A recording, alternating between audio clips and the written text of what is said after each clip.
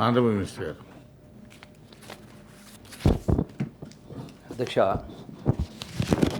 LOP guarantee బసవరాచార్య గారి పైన నాకు అపారమైన గౌరవం ఉంది. వారు సుదీర్ఘంగా ప్రస్తావించిన సందర్భంలో మహాభారతాన్ని ప్రస్తావిస్తూ ద్రోణాచార్యుడు వారు ఉపదేశించిన సందర్భంలో ఆనాడు నీకు ఏం కనపడుతుంది అంటే మిగతా వాళ్ళు చాలా చెప్తే అర్జునుడు నాకు కన్ను కనపడతా ఉంది అని ప్రస్తావిస్తూ కేసీఆర్ గారు కూడా తెలంగాణ రాష్ట్రం ఇవన్నీ అద్భుతాలు జరిగినాయంటే అర్జునుని మారిగా ఈ రాష్ట్రాన్ని అభివృద్ధి చాలా కన్ను కనపడదు కాబట్టే ఇవన్నీ జరిగాయని ప్రస్తావించాడు. దానితో నేను ఏకీభవిస్తలేను. ఎందుకు అధ్యక్ష? ఒకటి దయచేసి, ఎందుకంటే మీరు మాట్లాడినప్పుడు మేము సావధానంగా విన్నాం. అధ్యక్ష, తెలంగాణ రాష్ట్రం సాధించిన దానిలో కేసీఆర్ గారి పాత్ర లేదు నేను అనను. సో డెఫినెట్గా ఉంది. అందరికంటే కూడా వారు కూడా ప్రాధాన్యత ఉంది. ఎట్ ది సేమ్ టైము వందలాది మంది బిడ్డలు ప్రాణత్యాగాలు చేసినారు. వందలాది మంది బిడ్డలు. తొలి దశ ఉద్యమం, మలి దశ ఉద్యమం, వాళ్ళు కూడా అందరిలాగా ఎలాగో బతికేవాళ్ళే. కానీ నేను కూడా అధ్యక్ష, నేను కూడా గతంలో బీఆర్ఎస్ ప్రభుత్వంలో 300 సంవత్సరాలు మంత్రిగా పనిచేసిన. సరే, తెలంగాణ ఉద్యమ సందర్భంలో ఒక నిర్ణయం తీసుకోవడం జరిగింది. ఆ తర్వాత కూడా మళ్ళీ ఇంకో నిర్ణయం తీసుకోవడం జరిగింది. ఎందుకని అంటే మా చావులతోనైనా తెలంగాణ రావాలి, వచ్చిన తెలంగాణ పరిడవిల్లాలి, అన్ని రంగాల ప్రజలు సంతోషంగా ఉండాలి, పరిపాలన కూడా గొప్పగా ఉండాలి, భారతదేశానికే ఆదర్శంగా ఉండాలి అనే ఒక దృఢ సంకల్పంతో వాళ్ళ ప్రాణాలని అర్పించారు. ఆ సందర్భంలో కేసీఆర్ ప్లీజ్ వారు మాట్లాడియండి. మీరెందుకు అబద్ధం చెప్తారు? వారు చెప్పనియండి. వారు మాట్లాడతారు. వాస్తవాలు ఎల్ఓపి గారు మాట్లాడతారు. సబ్జెక్టు రాలే, బడ్జెట్ పైన మాట్లాడియండి. బడ్జెట్లో దుర్యోధనుడు మహాభారతం అంటున్నారు. మరి ప్లీజ్ మంత్రి గారు అంటే అధ్యక్ష, ఇప్పుడు అధ్యక్ష మీరు ఏది చెప్పినారో వారు దానికి సమాధానం చెప్పనియాలి కదా. మీకు ఉలికెందుకు? మీరు 10 నిమిషాలు వింటే, మంత్రి గారి 10 నిమిషాలు వింటే, ఏది కూడా రికార్డు 10 నిమిషాలు వింటే అర్థమవుతుంది కదా. వినడానికి భయం ఎందుకు? మళ్ళా కవిత గారు మీరెందుకు మాట్లాడండి. వారు మాట్లాడియండి. నేను వారు మాట్లాడిన అంశానికే వస్తున్నా. నేను మొదలై పెట్టలే మాట్లాడియండి. దయచేసి వాళ్ళు కూర్చుంటే చెప్పనియండి. చెప్పనియండి. వారు ప్రస్తావించిన అంశానికే వస్తా ఉన్నా. వినడానికి మీకంటే అంటే మీ లోపల ఏదో భయం ఉంది. నేను మాట్లాడితే వాస్తవాలు బయటకు వస్తున్న భయం ఉంది కాబట్టి వినడానికి సిద్ధంగా లేరు. మరి కవిత గారికి నేను ఒక్క అంశం ప్రస్తావించలే, చెప్తా కదా. ఒక్క అంశం కూడా ప్రస్తావించలే. మీరు గంట సేపు మాట్లాడి, నేను ఎక్కడ కూడా మీరు కూర్చోండి. మీరు మాట్లాడిన సందర్భంలో మాట్లాడవచ్చు కదా. నేను పల్లెత్తు మాట మాట్లాడలే, సావధానంగా గంట సేపు విన్నాం. మీరు ప్రస్తావించిన అంశానికి నేను వస్తా ఉన్నా. నేనే చెప్పిన కదా, తెలంగాణ వచ్చిన కేసీఆర్ పార్టీ లేదన్నా. పోనీ ఒక నిమిషం రెండు విషయాలు మళ్ళీ ప్రస్తావిస్తా ఉన్నా. అరే వినకపోతే ఎట్లా? మీరు నాకు అర్థం కాలా.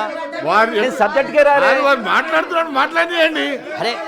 గవర్నమెంట్ మినిస్టర్ అరే కేసీఆర్ గారి పాత్ర ఉంది అనే తెలంగాణ వచ్చిందో ఏమీ చేయలేని అనలే.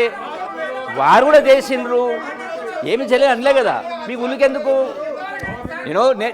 మంత్రి గారు నేను వారు ఏమీ చేయలేదంటే బాధపడాలా, తెలంగాణ వచ్చిందాలో వారి భాగస్వామ్యం లేదంటే బాధపడాలా? నేను ఉందనే చెప్పినా కదా, వాస్తవాలు మాట్లాడియండి. షంబీపూర్ రాజు గారు, రాజు గారు తెలుసయ్యా బాబు, షంబీపూర్ రాజు గారు, మీరు నేను మాట్లాడిన తర్వాత దానిలో నేను ఒక్క అబద్ధం మాట్లాడటోని కాదు,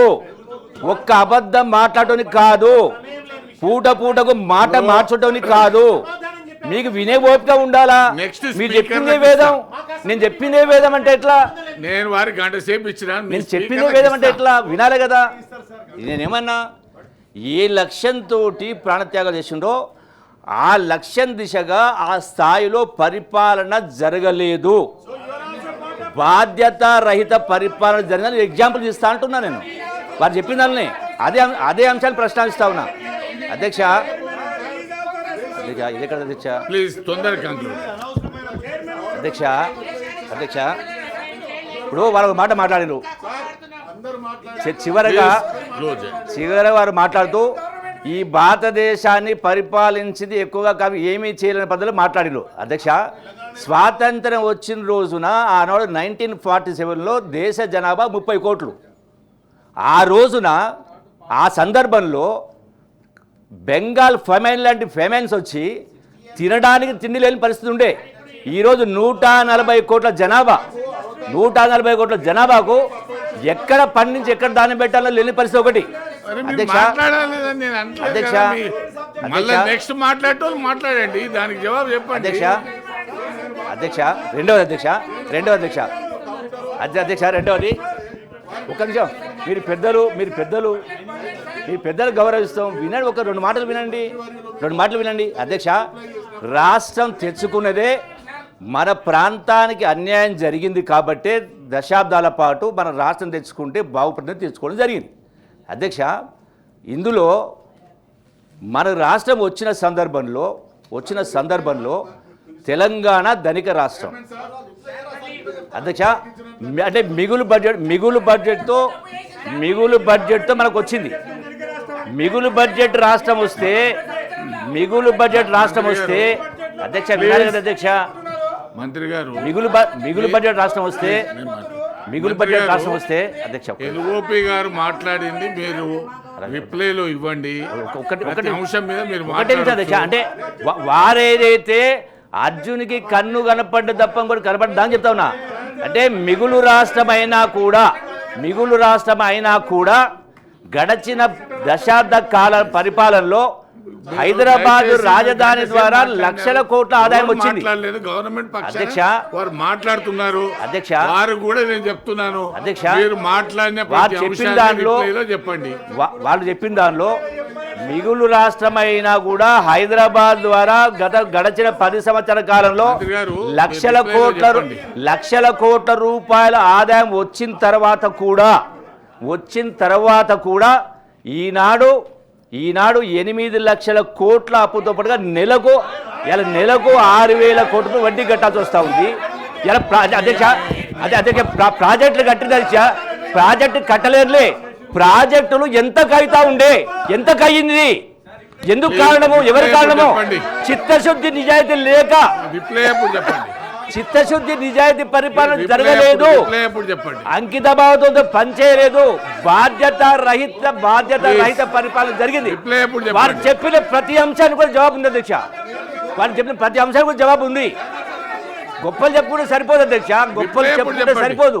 వాస్తవాలు ఒకటి ఉంటే దాన్ని ఇంకొక మాట్లాడితే ఎట్లా? ప్లీజ్ అధ్యక్ష ఒకటి ఇలా విద్య, అదే ఒక ఎగ్జాంపుల్ చెప్తా అధ్యక్ష, ఒకటే నిమిషం. వాళ్ళు విద్య గురించి మాట్లాడినారు, గొప్పగా వినండి మాట్లాడతా, గొప్పగా గురుకులాలు పెట్టిన మాట్లాడినారు. 10 సంవత్సరాల పరిపాలనలో ఇంతమంది ఇలా గురుకులాలు మొత్తం కలిపితే 4 లక్షల మంది విద్యార్థులు మాత్రమే. మొత్తం తెలంగాణ రాష్ట్రంలో 1వ తరగతి నుంచి 10వ 60 లక్షల మంది ఉన్నారు. 60 లక్షల మంది ఉన్నారు. ఆనాడు కేసీఆర్ ముఖ్యమంత్రిగా ఉన్నప్పుడు నేను చెప్పి ఆ సభలో కలెక్టర్ కాన్ఫరెన్స్ లో ఇట్లా కాదు, ఇట్లా కాదు. ప్లీజ్ గ్రామంలో ప్రతి గ్రామంలో ఉన్నటువంటి పిల్లల్ని పొద్దున్న 7 గంటల నుంచి రప్పించి 7 గంటలు రీడ్ చేస్తే Please. ఇదే డబ్బు ప్రతి ఒక్కరికి కూడా ఇవాళ అందరూ అప్రపాలు అవుతా ఉన్నారు. Please. కార్పొరేటర్లా ఇలా జీవన్ రెడ్డి ఉన్నాయి గారు. అధ్యక్ష. జీవన్ రెడ్డి గారు. చాలా అంశాల్లో వాస్తవ సత్య దూరం మాట్లాడింది చాలా విషయాలలో.